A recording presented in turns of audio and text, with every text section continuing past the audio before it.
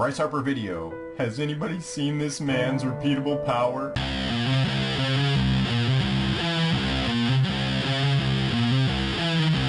Hey, what's going on? It's Joey Myers from the Hitting Performance Lab, and in this video we're going to compare Bryce Harper's swing to Mike Trout.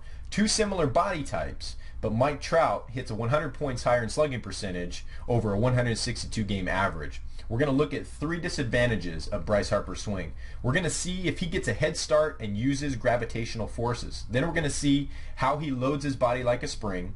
And then lastly, we're going to look at how he adheres to the one joint rule. But first, let's take a look at if he gets a head start and uses gravitational forces like he's supposed to. I wanted to show you an example of Bryce Harper and Mike Trout, both similar body types, but Mike Trout on a 162 game average over the season hits 100 points higher when it comes to slugging percentage. Part of this is because of the head start and the use of gravity that Mike Trout uses. Now, if you look at Bryce Harper in his swing, this is a triple that he hit. I drew a circle around his head and the line is for his spine. You're not going to really see much change in movement here. This is a typical sit back hitter. You got a lot of weight on this back leg and the head is they're trying to keep the head still. But if you look at Mike Trout, who hits for a lot more power than Bryce Harper, you're going to see a lot of head movement in the beginning until that front heel hits the ground. You can see the head move forward and down. The other thing is when we use gravity and gravitational reaction forces is we amplify the effect on turning the pelvis. And if you look at Bryce Harper here, he's kind of reaching out with that front foot. Again, sit back type of hitter, toes that line, and then when he decides to swing, you can see him keep a good bend in the knee, which we talk about, but his body weight's not hitting that leg. He's not committing his body weight like Mike Trout is. As you see here, you're going to see Mike Trout let his body weight fall to that front leg, and then when that heel hits the ground, he weights it. You're going to see him really push into the ground, push the ground away. That's going to amplify that effect in that pelvis turning and starting the spine engine mechanics. Here's disadvantage number 2, loading the springy fascial material within our body. What we're going to look for here is the hitter hiding their hands and showing their numbers to the pitcher.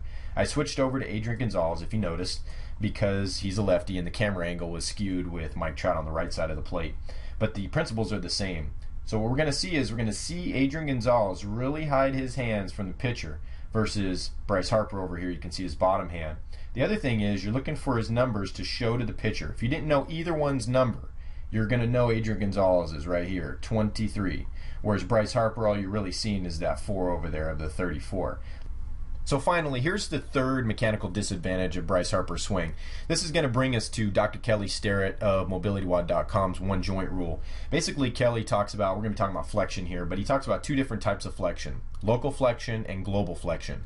Global flexion is when the head and the spine stay in alignment and the whole unit flexes to one side or forward like in a crunch. Local flexion would be like taking the chin and burying it into the chest, or taking the ear and moving it closer to the shoulder. If we look at Bryce Harper's swing, we're going to see his ear move close to his shoulder before contact, at contact, and slightly through contact to about right there.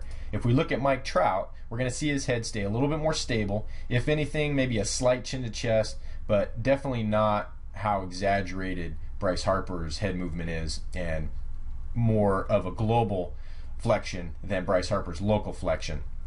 So definitely, if Bryce Harper were to address these three mechanical disadvantages, we could see Bryce Harper's power numbers increase, especially his home runs. He might be over 30 home runs a year, and definitely we'll see a change in his slugging percentage.